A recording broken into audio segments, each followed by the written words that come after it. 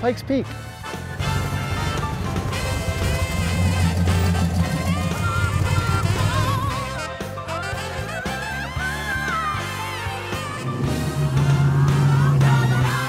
Hi, I'm Dennis Gage and welcome to My Classic Car. Well, this week we're in Woodland Park, Colorado for a cruise above the clouds. Woodland Park is a cool little town about a half hour up from Colorado Springs, and I do mean up, here in the shadow of Pikes Peak. This is a great place that draws about 400 cars, and then this afternoon we do a poker run up to Cripple Creek, even higher. I can use a little bit more oxygen. 8,500 feet, Phil? 85? No, we're about 95. 9,500 feet. That explains a lot. Get together tonight and then do the show again tomorrow morning. What a great part of the country. What a great bunch of cars. Let's get around and check a few of them out.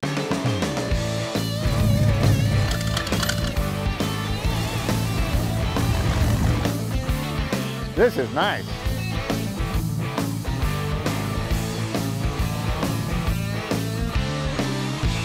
Phil, great to see you, man. Welcome back. What a beautiful day in Woodland Park. Oh, it's picture perfect. This is why we live here. What's the altitude here? We're about 8,500 feet. 8,500, yeah, I feel it.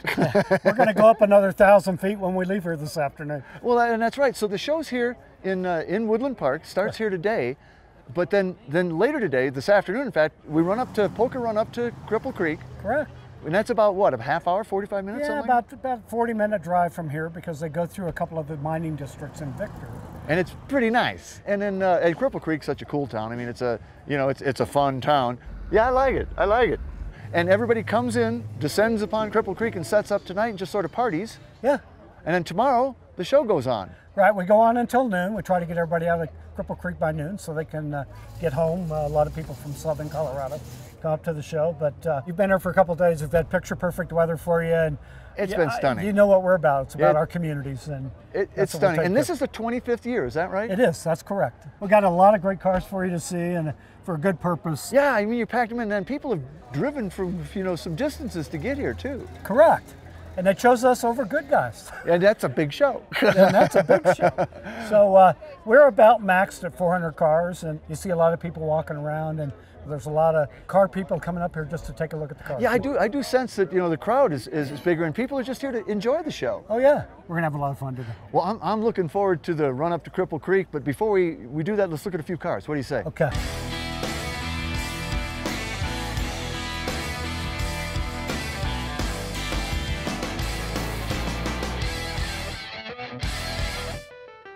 Well, Andy, this is a pretty clean and looks really mean 57 Chev 210, right? 210, correct. Man, she's really nice, and it's an interesting color. Yeah, it's custom blend. Put some subtle ghost flames on and there. And they are really subtle. I mean, you barely see them, but you have some pearl in them. I get a little bit of purple coming off. Correct. This. Yep. That's my wife. You've kept it pretty stock in a lot of respects. I mean, you've cleaned up the bumper, you took those bumperettes off, but otherwise, I mean, even your headlight surrounds are stock, everything's right? pretty much stock, except for the big hole in the hood. Big hole in the hood, yeah, there's that big hole in the hood. The 210 was the two-door post? Yeah, two-door post, the lower end of the cars. You've really done some interesting things in the interior, but you left the stock gauges, Left right? the stock gauges, they all work, yeah. And I love the louvered dash there. That's an interesting My look. dad was really into louvers when we built the car, so. Pretty luxurious interior, yeah, actually. It's got power windows, power door, power trunk. You're kidding. Yeah. Really? Yeah, it's funny. What are the seats out of? We got those out of a 40 Econoline van. Oh, no kidding. Wow, yeah. they look great. Yeah. And, the insert in them. Yeah. And what's cool is you've obviously tubbed it pretty seriously, but you got a little seat back there. Best seat in the house.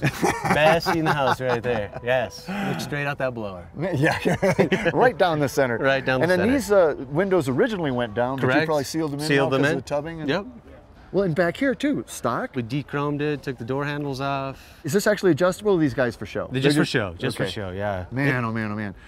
It's a cool looking car. Love the color. I love what you've done, the mods and the stock. But I've seen what you've done for the engine. Correct. And it's pretty special. Let's go have a look at that. Perfect. So this is a two-man job here, It right? is. It's pretty well balanced, but it's all steel. It actually is. Is this fiberglass? No, all steel. So this all steel? What does it weigh? I mean, this thing's got to be heavy. It's heavy with the front bumper for sure. It's a couple hundred pounds. You're bringing up the bumper too, of course. Yeah, everything. This thing's got a Hemi in it. Either you love it or you hate it.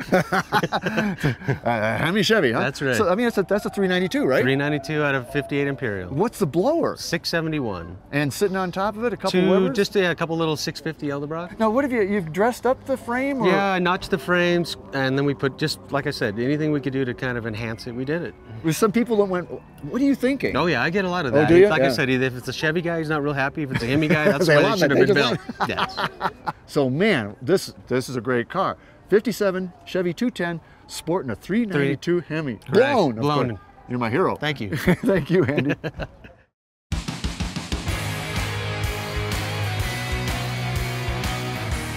So Richard, so good to see you again, my friend. Good to see you, Dennis. That was about a year ago in Vail, I think, at a show. I ran into you. But you didn't have this there. No. You had some other cool car. Actually, I had a Riv, I think. But this, you know, these are one of the weirdest cars I think ever built. This is a 73 Citroen SM, is that correct? That is correct. And this has been in the fam since new. Your dad bought it. That's right. There's just nothing quite like this. It's a French car, kind of. Well, it is a French car, but it's got a few other things going on. They are a grand touring car, not a sporting car. Uh-huh. They have a Maserati engine. It'll run 140 miles an hour. Wow. And it is extremely comfortable. They're two different metals, right? The lower part of the car is steel, and then the roof, the hood, then this back Yes. hatch is aluminum? Yes, for lightweight, in order to keep the center of gravity low, but you can really see the difference 44 years later in the paint chemistry. Yeah, it really, I mean, it Different sticks, colors. It sticks differently. And she sits so low, but that is also part of its engineering, right? That's part of the Citroen tradition. Hydraulic suspension, it's air over oil, and so when you start it up, it'll come up to operating height. If you have deep snow, you can pull it again, it'll And come go up even another higher? couple of inches. And if you have a flat, you pull it all the way up. It doesn't have a jack, it has a jack stand Oh, so it's that you self-jacking. put under, Oh, is right? that And then when right? you lower it, it sucks up the flat tire so you can change it. And what a wild interior. I mean, Yeah. this too is unrestored, right? Absolutely. What a dash. Yeah, and it's got the sort of traditional Citroen one-spoke steering wheel. It's incredible. And then, you know, up here, the covered headlights set back with this center glass. Powering this thing, as you said earlier, is a Maserati engine. Can we take a look at that? Absolutely. Let's do that. So under here, you'll get to see the Italian part of the French-Italian concoction. Yeah, so, okay, Maserati, dual overhead cam, it's a V6, right? Correct. And turned around, because front wheel drive, but turn it again and put it mid-engine, and it's the Maserati Merrick. That is correct, 2,800 cc's. Same engine. Same engine. And they always speak of the spheres. Those are the spheres. These are the spheres. And there's two more just like it in the back. And they're all really, they're pressure reservoirs, aren't they? There's a bladder with oil and air, and the pump pressurizes the air over the oil. Richard, this thing's beautiful. 1973 Citroen SM, in the family since 1973. Fantastic. That's French design, right? French design, Italian motive. Mais oui. Thanks for bringing it out, man. Thank you, Dennis. Awesome.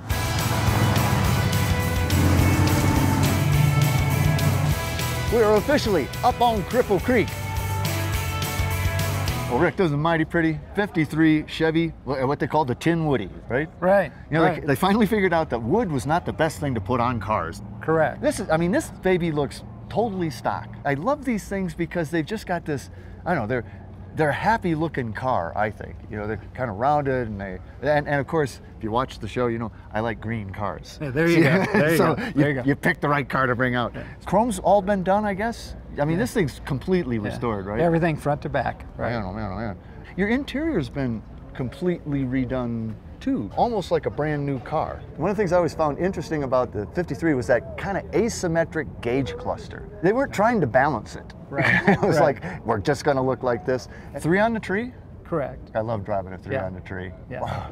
So all of this stuff here is painted and made to look like wood grain, but it's not. They were clamshell Yes. opening. Open both ways. Uh-huh. And again, all re-chromed. And if you've kept it this stock, you probably kept the original 6-cylinder engine. We did. Let's We go look did. at that baby. Okay. That is a pretty heavy hood. So there she is, the inline 6, oil bath air cleaner. What, probably a single barrel carb. Man, this really is pretty true to stock. It's converted to 12 volt, but other than that, yeah, it's completely stock. Funny, it still looks like 6 though, doesn't it? Yeah. Now, I mean, these aren't light cars, and that's only a 6-cylinder engine. How Right. does it do on the hills out here? We did okay until we, if we get, below 45, we have to go back into second gear. Double clutch down into second. There you go. There you go.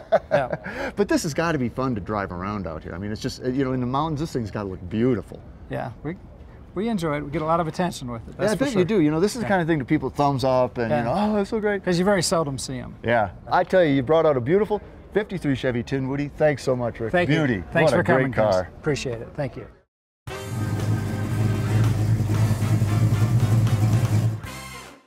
Well, Mike, this is one of these cars that's just so weird, it's cool. It's different. it's a 62 different. Plymouth Valiant. Exactly. Right? But this is not just the Valiant, this was like the trick Valiant. This was a Signet 200? Exactly. Wow. Which was like, that has the extras. And you've dressed it up. It didn't originally have the red grille, did it? It had a blackout grille. Oh, it did have a blackout? So I went with it. Oh. It had 2 offerings on the grille, 1 polished aluminum, and 1 blackout. I didn't know that. Yeah. Wow. And then you've kind of personalized it, I like that. So you did the red grille, you went with Krager's. I mean, that's a classic. It's period.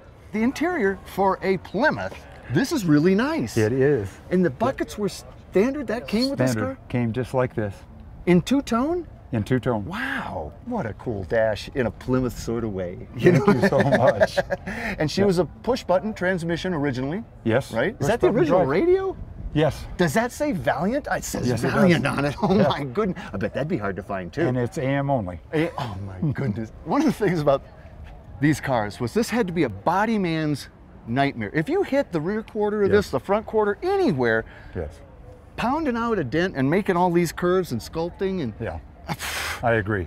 And it always had the toilet seat? Yes. Was it also counter color or that was another Mike dress up? I'm not sure if it did. I think they came two-tone. Oh, and really? I matched the colors that I used. These came with a slant 6. I mean, they all came with a slant 6. Was there even a V8 option? Not available Just a this slant year. 6. But you did the V8 option, if I'm correct. Yeah, well, let's go look and see what you put on. Okay, very good. Well, that's the healthiest looking slant 6 I ever saw.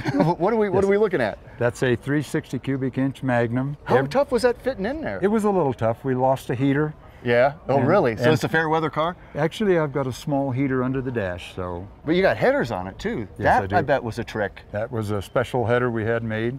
All the running gear is modified and oh, really? Yes, for the performance. And then how about the suspension and steering? Has that been upgraded? Yes, it has. Do you have disc brakes? It's all high performance disc brakes in the front now. Cow! Oh my goodness, this thing must be a blast. It runs good. 1962 Plymouth Valiant Signet 200.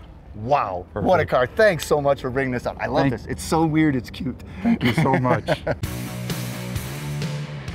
Well, Alan, this has got to be the longest 55 Chevy truck I have ever seen in my life. It's 11 feet long. 11 feet long. It's an original 55 cab, right? Yes, sir. But what have you built it on? What's the frame? That's a 1981 one-ton dually. A one-ton dually is this long? Yeah, it had a king cab 4-door. I was going to shorten the frame and make a one-ton dually out of it, and I woke up in the middle of the night and thought, well, I'll just make the truck fit the frame.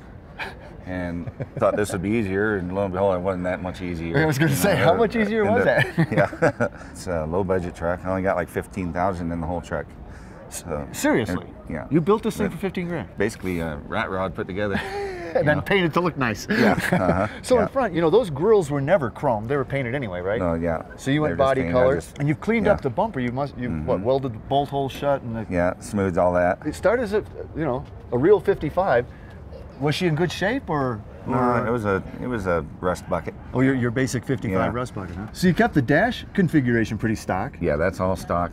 But updated the gauges? Yeah, those are all Dakota digital gauges. I smoothed the dash and got rid of the ashtray. Used to have an ashtray and put it in the aftermarket stereo and stuff like that. But I like the drive shaft on your Coors keg tunnel there. That's pretty innovative. Yeah, that was one of them late nights sitting around wondering what we're gonna do, sitting on a keg. And the keg went dry and like, hey, I got an idea. Yeah. Yeah. Where did you get the bed? I had to build all this. You hand fabbed the bed? Custom built all that and the running boards. How about the fenders? The fenders are all stock. Those are off the original truck. Man, how about the wood? Did you do the wood too? Yeah, I did the wood also. It's called Batu.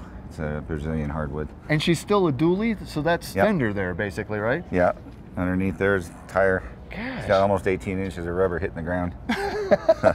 Well, I saw you earlier too, and you've got kind of an interesting front end setup and engine setup. Let's go look at it. All right. Oh, that's pretty trick.